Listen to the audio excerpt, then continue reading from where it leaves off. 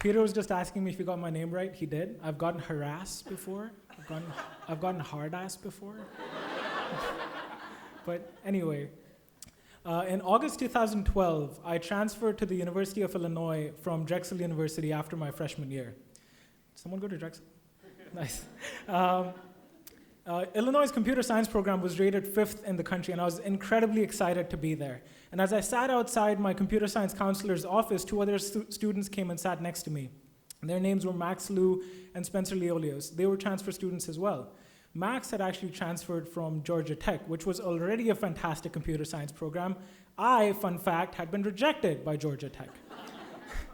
Spencer had spent the past 2 years working at a healthcare startup in San Francisco.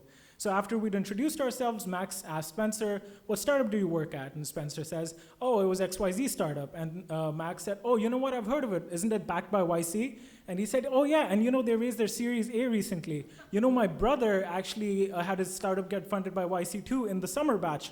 And I'm there thinking, what the fuck are you guys talking about? What the hell is YC? What are batches? Are you growing vegetables? This was my first reality check. Is this what it feels like to be at a top computer science program, to just feel dumb? Drexel had been easy, and I hadn't felt this uncomfortable in the entire past year as much as I did after that one conversation between Max and Spencer. I then walked into my computer science counselor's office. We laid out the plan for the entire year, and I laid out 2 goals for myself. 1, to keep my GPA above 3.8, and 2, to get any internship from a tech company if they gave me a job. I ended that year with a 3.2. And I got not even a single interview, let alone an internship. My uncle, who has a software company of his own, was very generous to offer me a job for the summer to kind of set me up for junior year. And I went back home for the summer, and I started scheming. I'm like, you know, this can't happen again. When I go back, I'm gonna nail junior year. So in addition to the work that I was doing for my internship, I started reading whatever I could about how companies were structured, how they operate. I read engineering blogs about how large-scale systems work, and I was ready to go back junior year. And before I started my junior year, I stood in front of the mirror and gave myself a bit of a pep talk. And you know, kind of like a boxing match, and I'm like, you know, Harjas, last year was not so great. It's okay, it's okay. And you transferred schools, you had to adjust to a new system, you had to make new friends. Junior year is gonna be amazing. My man, you got this. I didn't. The start to my junior year was even worse. I took 2 of my hardest classes at the same time, both of which I almost failed. My grandfather passed away during finals week, a week before I was supposed to meet him. I ended that semester with a 2.6. And at that point in time, I started to feel defeated. This was my second reality check. Was I even meant to be here? Was I good enough?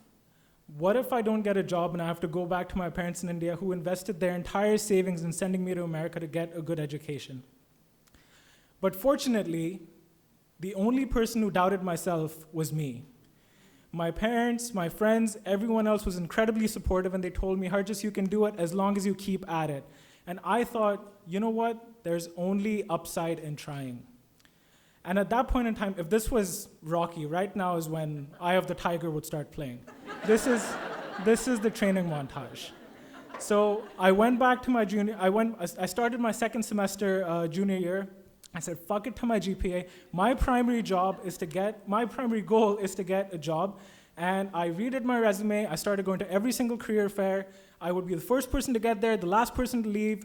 I would read every single blog I could find online about how companies interview, what they look for in candidates, and I would spend hours applying any time during the day to companies for jobs. And it started working. The companies actually started calling me back for interviews, and I failed. And that's okay because as I did every single interview, I got a little bit better because I started to see a pattern. I saw how companies hired. I understood the kinds of questions interviewers asked. I saw how they reacted to certain answers that I gave. I learned how to ask good questions. And like my uncle said, It's a numbers game. If you play it long enough, you're bound to win sometime. And by some stroke of luck, with all the threads coinciding or the universe conspiring, in March 2014, I got not one, not two, but 3 offers within the span of a week.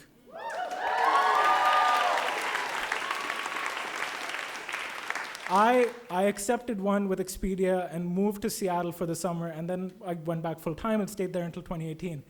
But those 2 years at Illinois were soul-crushingly hard. And what I realized of that time was that what I was going through was imposter syndrome, a feeling that I don't belong somewhere where I maybe actually did belong, a feeling that I had scammed my way in at any point, and at any point someone would pull back the curtain and I would be exposed. I realized that I'm not the only person who feels imposter syndrome. Everyone does.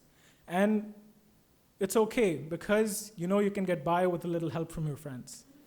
And I also realized that I had put in so much of my self-worth in my GPA and getting an internship, but that is not a true measure of who you are as a person or your capabilities. But sadly, that's how the system works. But the key to beating the system is to remember that it's a numbers game.